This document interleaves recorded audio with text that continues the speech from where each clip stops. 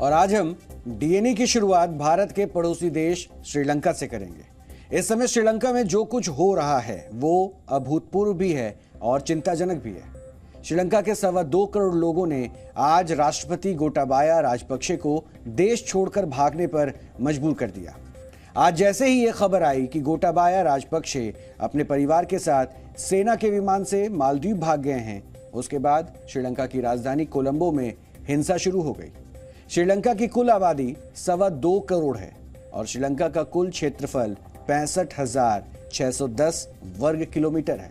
यानी क्षेत्रफल के मामले में भारत का असम राज्य ही श्रीलंका से कहीं बड़ा है। असम 78,438 वर्ग किलोमीटर के क्षेत्र में फैला है। इस समय श्रीलंका के राष्ट्रपति भवन, संसद भवन और प्रधानमंत्री दफ्तर पर देश के आम लोगों ने कब्जा कर लिया है। वैसे अभी श्रीलंका की सड़कों पर दाने दाने के लिए दंगे हो रहे हैं और वहां लोकतंत्र अब हिंसा की मशाल बनकर देश को अस्थिरता की आग में धकेल रहा है। यानी आर्थिक रूप से कंगाल हो चुके श्रीलंका में अब संवैधानिक व्यवस्था भी एक तरह से मृत्यु की कगार पर खड़ी है। ये खबर सिर्फ बर्बाद होते श्रीलंका के बारे में नहीं है, बल्कि इस खबर में आज कई सबक भी छिपे हैं। आज हम श्रीलंका के मौजूदा हालात का आपके लिए विश्लेषण करेंगे और आपको बताएंगे कि आखिर श्रीलंका से गलती कहां हुई। लेकिन उससे पहले आप ये तस्वीरें देखिए। ये श्रीलंका का प्रधानमंत्री कार्यालय है, जिस पर देश के आम लोगों ने आज कब्जा कर लिया है।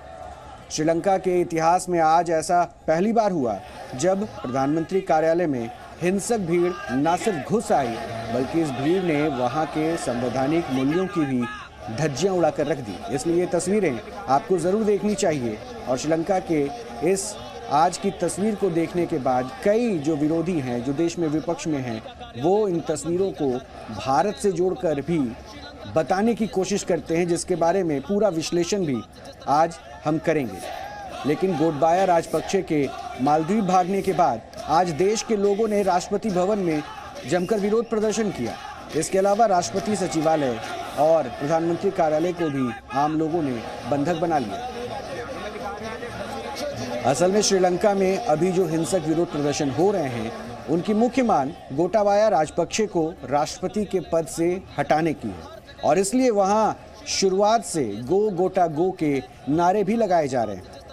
गोटाबाया राजपक्षे ने ऐलान किया था कि वो 13 जुलाई को इस्तीफा दे देंगे, लेकिन उन्होंने ऐसा नहीं किया और वो इस्तीफा देने के पहले ही अपने परिवार के साथ देश छोड़कर मालदीव भाग गए। और अब श्रीलंका के मौजूदा प्रधानमंत्री रानिल विक्रमसिंघे को कार्यवाहक राष्ट्रपति नियुक्त किया गया है।